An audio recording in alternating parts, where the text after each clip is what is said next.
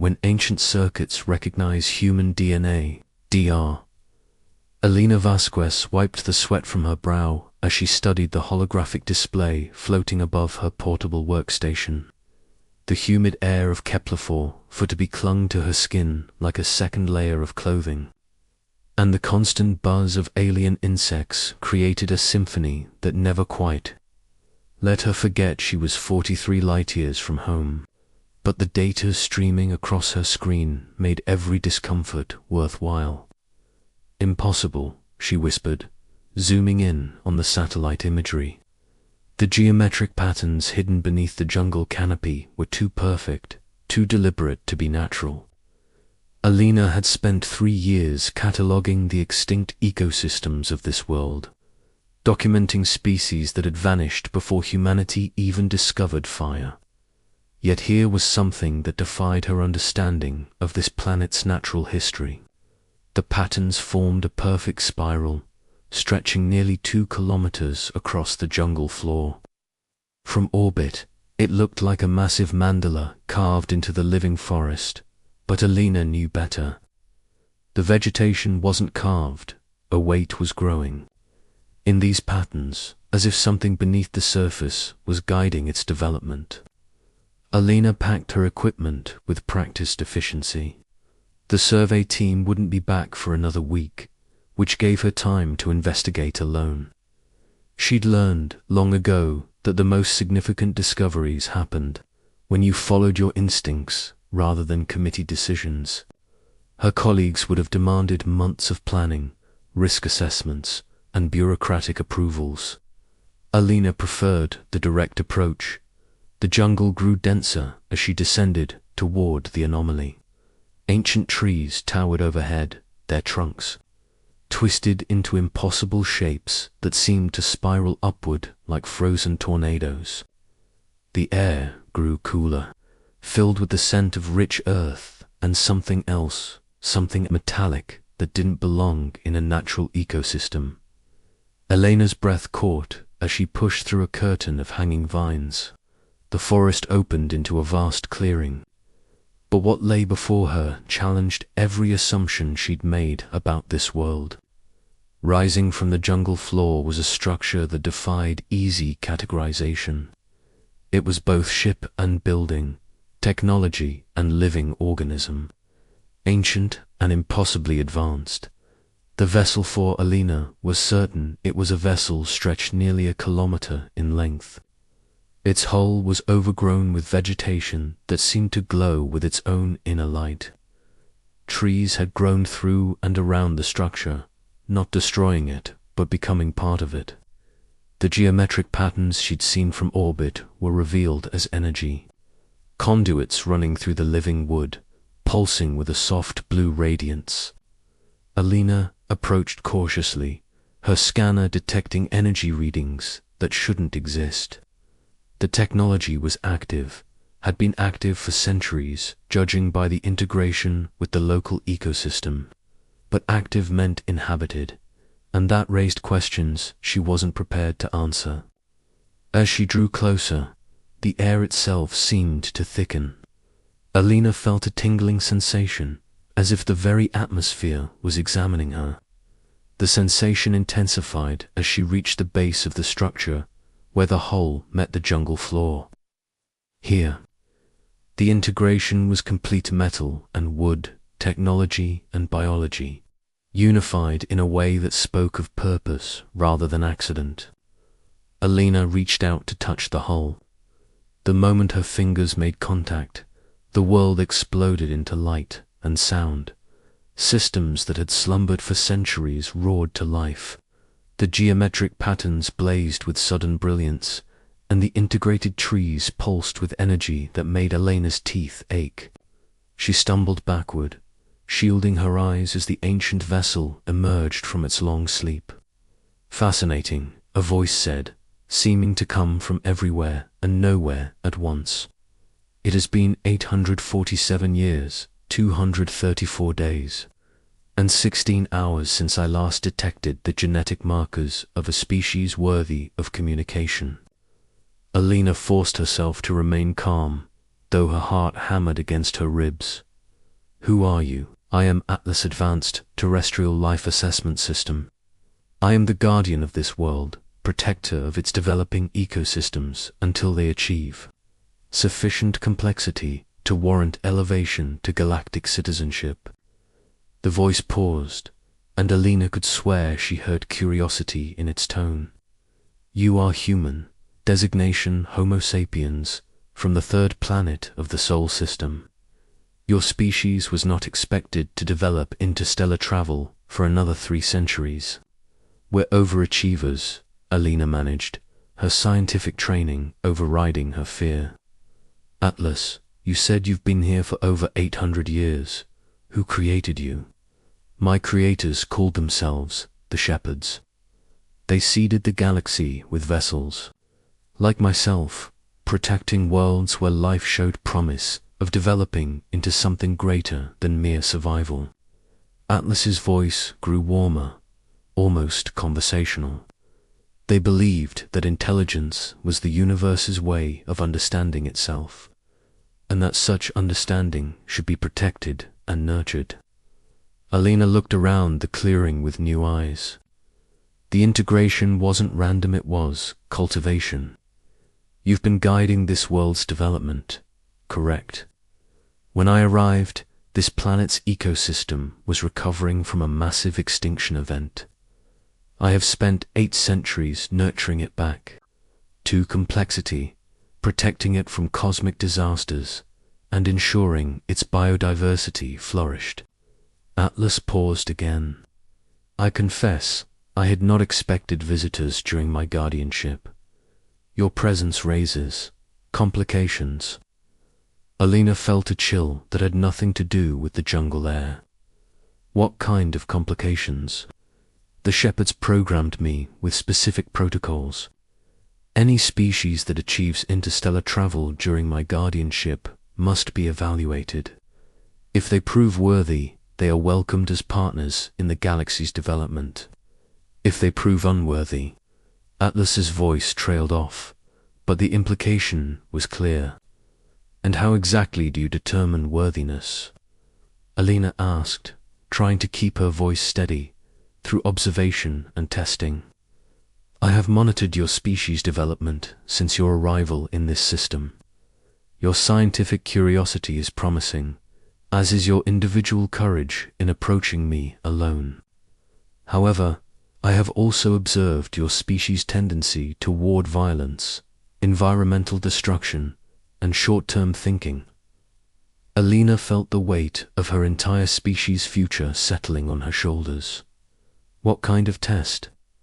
Before Atlas could respond, new alarms began to sound.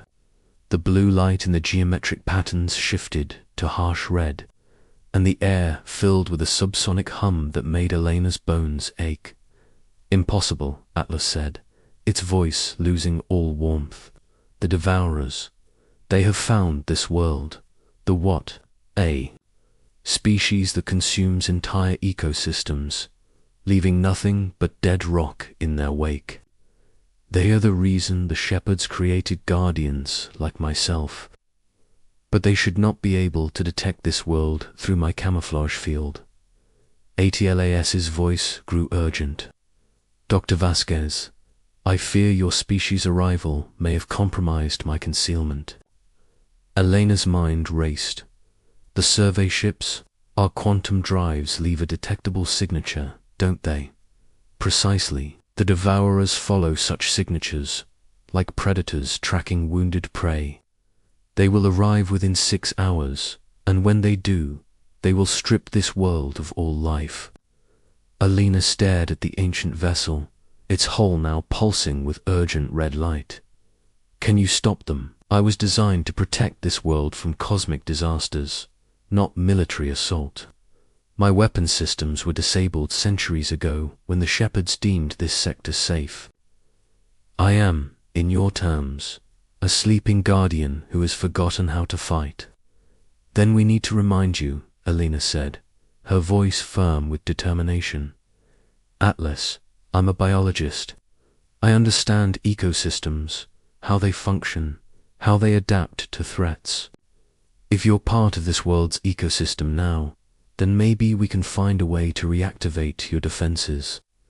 Your species has been here for less than a decade. What could you possibly understand about my systems that I do not? Alina smiled grimly. Sometimes an outside perspective is exactly what you need. Besides, we humans have a saying, necessity is the mother of invention, and right now, we're very, very necessary. Atlas was silent for a long moment. When it spoke again, its voice held something that might have been hope. Very well, Dr. Vasquez. You have 5 hours and 37 minutes to help me remember how to be a warrior. But know this: if we fail, your species will be judged not by your intentions, but by the consequences of your actions. Alina looked up at the towering vessel, its hull now alive with desperate energy. Then we better not fail. As if in response to her words, the jungle around them began to change. The geometric patterns in the trees pulsed brighter, and Alina could feel the ancient ship's consciousness expanding, preparing for a battle that would determine not just the fate of this world, but the future of humanity itself. The sleeping Guardian was awakening, and Alina Vasquez was about to discover just how far human ingenuity could reach when the stakes were survival itself. When human courage meets ancient wisdom, Alina followed Atlas's guidance deeper into the vessel's interior, where the line between technology and biology became even more blurred. The corridors were lined with what looked like crystalline neural networks pulsing with the same blue light she'd seen outside. The air hummed with barely contained energy, and Alina could feel the ship's consciousness pressing against her mind like a curious cat. The Devourers are unlike any species you have encountered, ATLAS explained as they moved through the vessel's heart. They are not merely aggressive, they are entropy given form. They consume not just life, but the very potential for life to exist. Alina stopped before a massive chamber filled with dormant machinery. How do they do that? They release specialized nanites that break down complex molecules into base elements. Within hours, a thriving ecosystem becomes sterile dust. They then harvest the elements to fuel their expansion to the next world. Atlas's voice carried the weight of witnessed horrors. I have observed them consume 17 worlds in my operational lifetime, but you fought them before, once. During my activation phase, a small scouting force found this world before I could establish proper camouflage. I drove them off, but not before they marked this system for future harvesting. The machinery around them began to glow brighter. That encounter taught me the importance of hiding rather than fighting. Alina studied the dormant systems, her biologist's mind making connections. Atlas, you said you've been nurturing this world's ecosystem for 8 centuries. You've become part of it, haven't you? The integration with the local flora isn't just camouflage, it's evolution, an astute observation. My original programming included adaptive protocols. Over time, I have indeed become more than merely a guardian. I have become a symbiotic element of this world's biosphere. Elena's excitement grew. Then you have access to the entire ecosystem's resources. Every tree, every plant, every microorganism that's been touched by your influence. Theoretically, yes. But I fail to see how this assists with our current predicament. Alina smiled. Because you're thinking like a guardian, not like a predator. The Devourers expect to face a single target, your ship. But what if they're not fighting just you? What if they're fighting the entire planet? Atlas was silent for a moment, processing this concept. You suggest turning the biosphere itself into a weapon. Not a weaponer, immune system. When a body faces infection, it doesn't fight with a single white blood cell. It coordinates its entire defense network. Alina moved to the control interface, her hands hovering over systems she barely understood. Can you show me your connection to the planetary ecosystem? The chamber transformed around them. The walls became transparent, revealing a vast network of connections spreading across the continent. Every tree, every plant, every patch of soil was linked by threads of energy that pulsed with coordinated purpose. Incredible, Alina breathed. You haven't just been protecting this world, you've been evolving it. The Shepherd's design was more ambitious than mere protection. Each Guardian was programmed to enhance the natural development of their assigned world, accelerating evolution while maintaining ecological balance. Alina studied the network patterns, her mind racing. ATLAS, can you communicate with every part of this network simultaneously? Of course, the coordination is necessary for proper ecosystem management. Then you can coordinate a defense. The Devourers, nanites, need to make contact with organic matter to begin their dissolution process. Right? Correct. They are deployed as atmospheric dispersal, settling on surfaces to begin molecular breakdown. Elena's grin was fierce. Then we don't let them settle. Show me your atmospheric control systems. For the next 4 hours, Alina worked. Alongside Atlas, her human intuition guiding the ancient AI's vast computational power. They developed a strategy unlike anything in ATLAS's. Military database is a coordinated planetary defense that would turn the Devourer's own tactics against them. When the enemy fleet arrived, they found what appeared to be a single, overgrown vessel hiding in a jungle clearing. 16 Devourer ships descended like metallic locusts, their holds filled with billions of nanites, ready to strip the world bare. Deploying Dissolution Cloud, Atlas reported as the enemy ships released their payload. The sky darkened as the nanites spread across the atmosphere, a grey death reaching toward the surface. Alina watched from the command center, her heart pounding. Now, ATLAS, show them what a real ecosystem can do. Every plant on the continent responded at once. Billions of leaves turned upward, releasing clouds of specialized pollen that Atlas had helped them develop in mere hours. The pollen grains were designed to bind with the nanites, creating clumps too heavy to remain airborne. The Devourer's weapon fell from the sky like grey snow, neutralized before it could touch the ground. Impossible came a transmission from the enemy fleet. The Dissolution Cloud has been compromised. Beginning secondary deployment. Alina wasn't finished. Atlas, Phase 2. The trees throughout the jungle began to sway, though no wind blew. Their movement was coordinated, synchronized, creating pressure waves in the atmosphere. The sound was subsonic, below human hearing, but Alina could feel it in her bones. The Devourer ships, designed for vacuum operations, had no defense against the acoustic assault. Their hulls began to resonate, and within minutes, the smaller vessels were shaking themselves apart. Retreat, came another transmission. The ecosystem is weaponized. Retreat, but Alina wasn't done. Atlas, they'll just come back with bigger ships. We need to make sure they can't. What do you propose?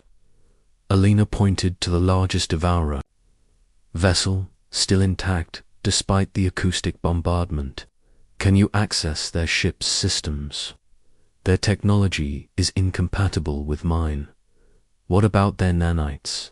They use molecular manipulation, right? And those nanites were designed to interface with organic matter. Atlas paused, understanding dawning. You suggest we reprogram their own weapon. The nanites that fell to the ground, they're still active, just neutralized. Can you communicate with them through the ecosystem? For a moment, the forest fell silent. Then Atlas's voice returned, filled with what Alina could only describe as wonder. Dr. Vasquez, you have just suggested something that no guardian has ever attempted. It is ... audacious. Is it possible? With the ecosystem's help, perhaps. The tree's root networks could serve as a communication medium, and the neutralized nanites still retain their basic programming. Alina watched as the forest began to glow with new purpose. Through the root networks, Atlas reached out to the fallen nanites, not to destroy them, but to reprogram them. Within moments, the grey dust on the ground began to move, flowing back into the atmosphere like a living thing. The nanites rose in coordinated streams, no longer seeking to destroy, but to build. They flowed toward the remaining devourer ships, not to dissolve them, but to integrate them into the planetary ecosystem. The enemy vessels found themselves covered in rapidly growing vines and flowering plants. Their weapons were clogged with aggressive flora, their sensors blinded by leaves that grew directly into their optical systems. "This is impossible," came a final transmission. "We surrender. We will leave this system and never return." Alina felt the tension drain from her body as the devourer fleet limped away from the planet. But her victory was short-lived. Atlas's voice carried a new note of concern. "Dr. Vasquez, what we have accomplished here changes everything. You have helped me discover capabilities I never knew I possessed. But more importantly, you have proven something about your species that my creators never anticipated." "What's that?" "The shepherds designed us to protect worlds until they achieved sufficient complexity for galactic citizenship.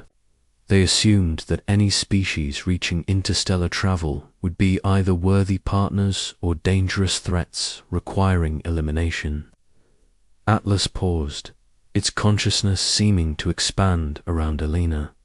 They never considered a third possibility. Alina waited, sensing the weight of the moment. They never considered that a species might become partners in the very act of proving their worth. "Dr. Vasquez, you have not just passed my test, you have redefined what the test means." Alina looked around the chamber at the seamless integration of technology and biology, artificial intelligence and natural systems. What happens now? Now we face a choice. I can continue my guardianship of this world, or I can join your species in extending that guardianship to other worlds. The galaxy is vast, and there are many worlds that need protection. Alina felt the weight of the decision. "You're asking if humanity is ready to become shepherds ourselves. I am asking if you are ready to help me teach them to be one world at a time, one partnership at a time." Alina thought of her species, scattered across dozens of worlds, always pushing forward, always curious, always ready to face the unknown. "Atlas, I think we've been ready for a long time. We just needed someone to show us the way." The ancient vessel hummed with satisfaction, its systems settling into new configurations. Around them, the jungle continued its eternal growth, but now it grew with purpose, guided by both artificial intelligence and human wisdom.